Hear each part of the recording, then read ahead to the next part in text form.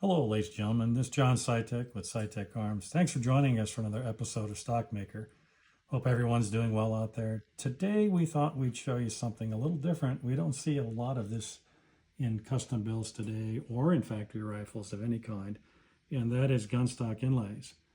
On the table are some examples, and as you can see, all three of these are quite different. This first one here started out many years ago. This is an FN Belgian Mauser Action in 3006 that Bishop stocked. We've done extensive remodeling on this stock, and one of the things that we did per the customer was we installed inlays.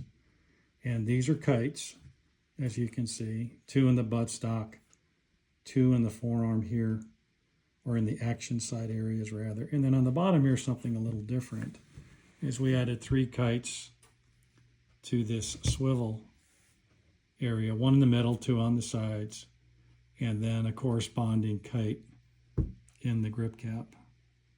And we put the tip and cap on it and everything else that you see, and then refinished it, recheckered it, that type of thing. So there's one example of some inlays in the gun stock. And as you can see, this is a nice piece of walnut, not a lot of figure, pretty straight grained, and sometimes inlays can jazz up the stock a little bit on a plain piece of wood. The second rifle you see here is an extensively remodeled Post 64 Model 70. Now this happens to be my personal rifle that was done in 1996 for the Burris scope catalog, and that was their anniversary edition, and I believe it's featured 3 times in there. And this is pretty much a neoclassic design, which has always been my preference. Now, the only inlay on this one that you'll see is an ebony teardrop that was installed in the forearm tip rather than using a piece of ebony cut at 90 degrees. Now, this comes to a point down at the bottom by the barrel, and I wanted something a little different on my own personal gun. And so that's another example that is done on a classic type rifle. Now, there's been a lot of work done on this rifle extensively, and it doesn't even look like a Post 64. But we will feature this in a separate video because the wood is just absolutely gorgeous. A piece of mineral streaked English. Now, the other example here is a 1903 Springfield that somebody stocked many years ago and did a good job. It's a thumb hole, and it's being rebarreled into a 7mm PRC from a 3006. Now on this particular gun, you'll see that once again, nice piece of walnut, not a lot of figure, and so we thought we'd put a couple of inlays in the buttstock. And on this one, as you can see, the design is totally different than the first one that we showed you. There's no set pattern to this. You can use your imagination, and you can see that it came out looking pretty good. And on the grip cap, you'll see another corresponding kite to match. And we added the maple tip and cap to this rifle. This one has stippling versus checkering, which is a nice option. Gives a nice grip, still looks great, and actually wears very, very well. So there's an old thumb hole that we've remodeled for a neat 1903 Springfield custom in a modern caliber like a 7mm PRC. We think our customer will be very happy with that one.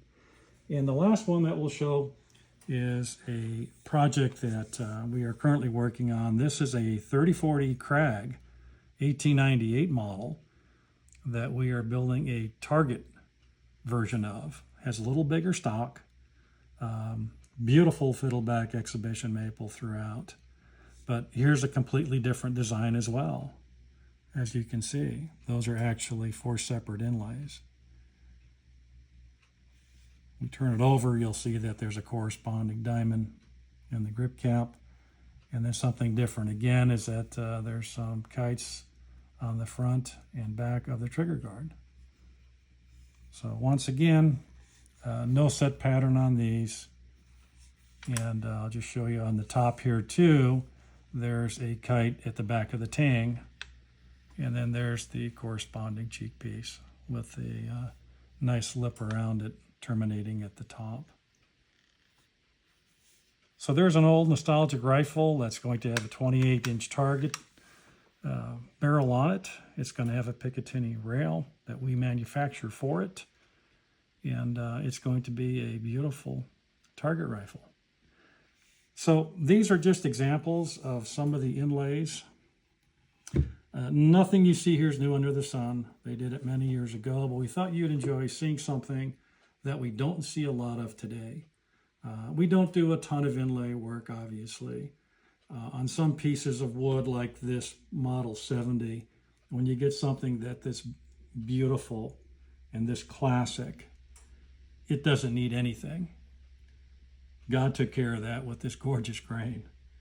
So on this particular gun, obviously, I didn't want anything here or in the action area as well.